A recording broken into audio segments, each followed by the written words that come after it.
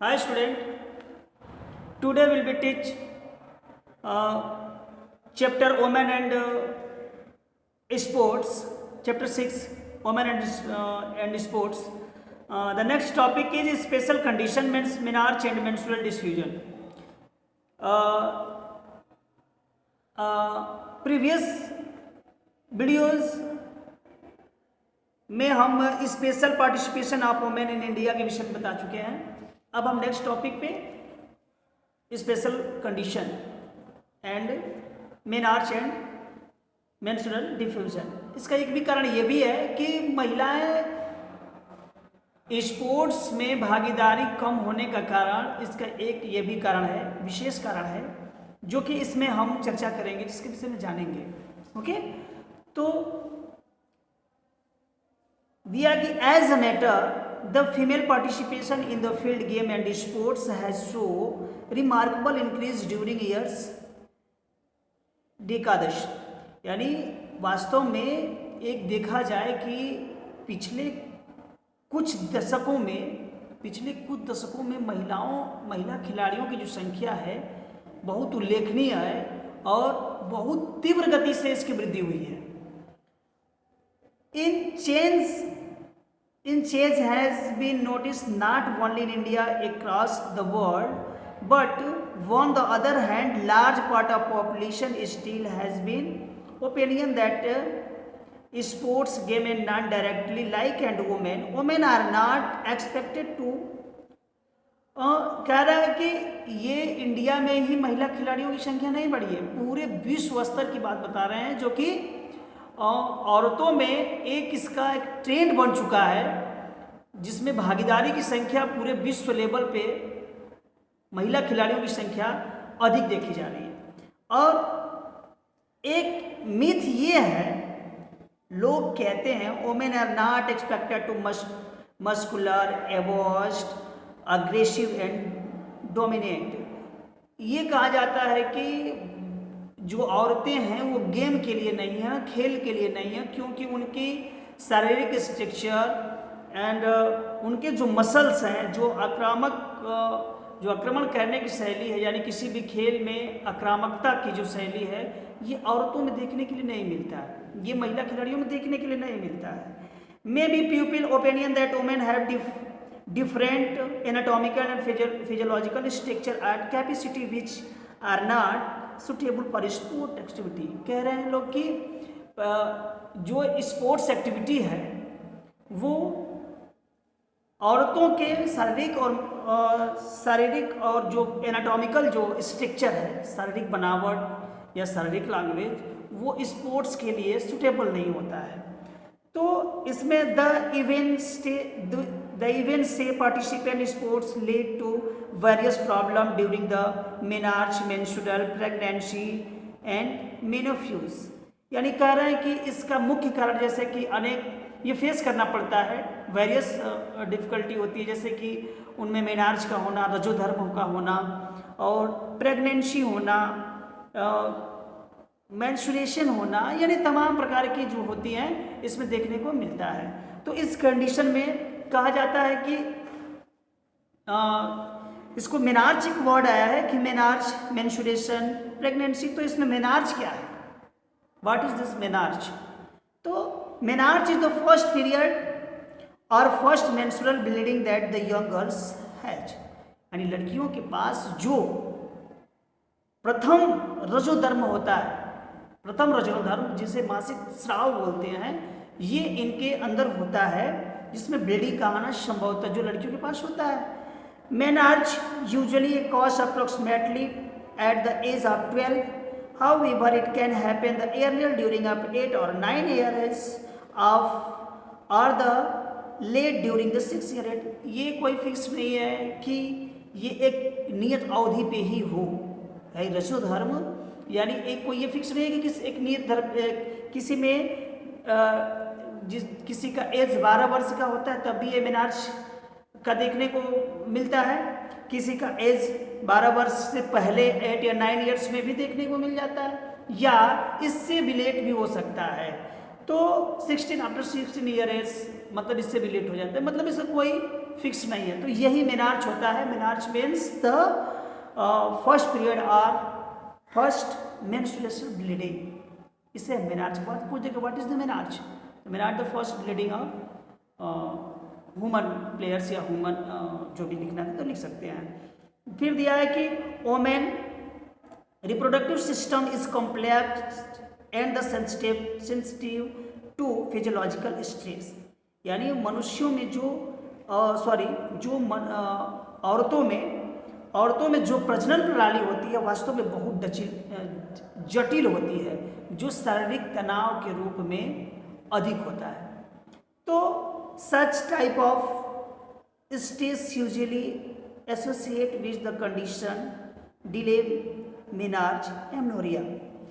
इस प्रकार से इनके अंदर यानी महिला खिलाड़ियों के अंदर एक स्ट्रेस बना होता है, तनाव बना होता है अपने इन मेनार्च और एमनोरिया को लेकर के, कि यदि इसमें हम पार्टिसिपेट करते हैं तो हमारे जो रजो दर्शन है या जो एमनोरिया का मतलब रजो निवृत्ति वो इधर उधर हो जाए, तो इससे लोग या इसमें एक मीथ बना हुआ है कि इस प्रकार से औरत महिला खिलाड़ी किसी गेम में पार्टिसिपेट नहीं हो सकती।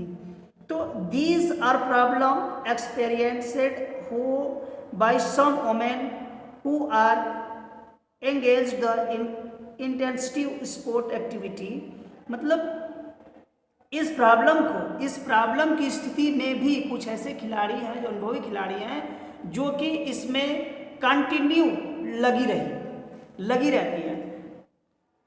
However, women which delayed menarche में succeed in sports such the gymnastic, यानी जो मेनार्च का कंडीशन होता है वो जिम्नास्टिक के जो प्लेयर होते हैं उनमें अधिक देखने को मिलता है। Those women who have earlier menarche have the advantage in sports such as swimming and rowing because they get more adipose tissue of adequate weight, यानी कुछ ऐसे गेम भी हैं कि जो इस मेनार्च की जो स्थिति है उसमें सहायक भी होते हैं। कुछ ऐसे गेम जैसे कि जिम्नास्टिक हुआ, जैसे कि स्विमिंग हुआ, तो कुछ ऐसे गेम होते हैं जो कि इनके मेनार्च में यानी रजु दर्शन में इसके लिए भी सहायक होते हैं। अब आते हैं मेंस्ट्रुअल डिफ्यूजन यानी मासिक धर्म की शिथिलता, यानी ये भी एक सोच बना है, ये थॉट बना है लोगों महिला प्लेयर्स के अंदर कि ये कहीं हमारे अंदर अगर ऐसे हम करें तो हमारे मेंस्ट्रुअल डिफ्यूजन ना हो जाए। तो इसमें क्या है मेंस्ट्रुअल डिफ्यूजन? क्या है मेंस्ट्रुअल डिफ्यूजन इज डिसऑर्डर और इरेगुलेटिव द वुमेन मेंस्ट्रुअल साइकिल। कह रहा है कि मेंस्ट्रुअल डिफ्यूजन मतलब ये क्या है कि एक ऐसा डिसऑर्डर जो कि मासिक स्राव में अनियमितता प्रदान करे या अनियमितता हो जाए उसे हम मेंस्ट्रुअल डिफ्यूजन बोलते हैं। In other words it can be defined and abnormal bleeding during the menstrual cycle. Menstrual cycle के दौरान अधिक असामान्य रूप से ब्लीडिंग का स्राव होना उसे हम मेंस्ट्रुअल डिफ्यूजन भी कहते हैं। Normal menstrual cycle various from 18 to 35 days. Normal जो डिफ्यूजन होता है मेंस्ट्रुअल साइकिल जो होती है 21 से 35 डेज के अंदर होता है। It's flow last approximately 2 and 7 days. जो इसमें स्राव होता है 2 और 7 डेज का होता है। Menstrual irregularities seem to be higher is women athlete comparison to non-athlete women। ये मेंस्ट्रुअल जो इरेगुलेटिव होता है यानी अनियमितता, मासिक की जो अनियमितता होती है वो सिर्फ खिलाड़ियों में भी नहीं, ये एक सामान्य औरत में भी देखा जा सकता है। तो ये जो सोच है कि मेंस्ट्रुअल डिफ्यूजन के लिए या मेनार्च का जो सोच है ये आम बात है, ये किसी के अंदर हो सकता है। ये कोई ज़रूरी नहीं कि आप महिला खिलाड़ी हैं तो आप में अधिक होगा, जो महिला खिलाड़ी है जो नहीं है उसमें कम होगा, ऐसा नहीं। ये आप सामान्य औरत में भी या सामान्य महिलाओं में भी देखने को मिलता है। मेंस्ट्रुएशन स्पोर्ट्स एंड पार्टिसिपेशन इसका थोड़ा सा हम ओरली हम कर सकते हैं कि मेंस्ट्रुअल यानी मासिक धर्म और खेल की भागीदारी बताया। Earlier must the pupil use the belief that participation in sport during the menstruation could be physiological harmful।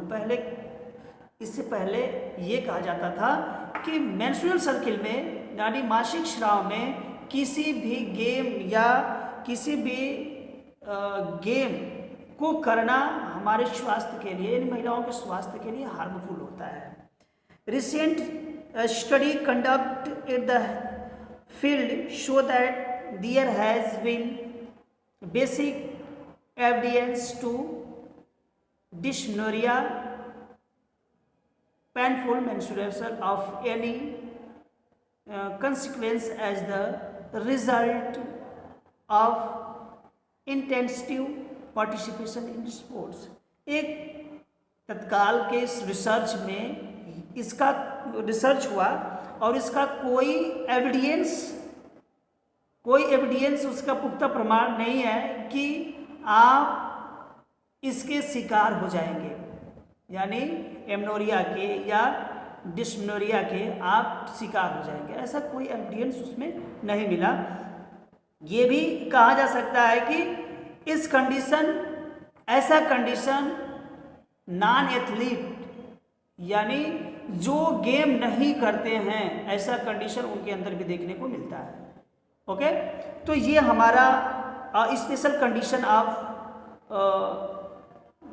Condition रहा menarche and amenorrhoea menstrual diffusion के बारे में। इसके बाद हम नेक्स्ट टॉपिक पे हम female thread and athlete thread, osteoporosis और मेनॉर्चिया एंड ईटिंग डिसऑर्डर्स के विषय में हम चर्चा करेंगे। तब तक के लिए आप इसका अध्ययन करें। Okay, thank you.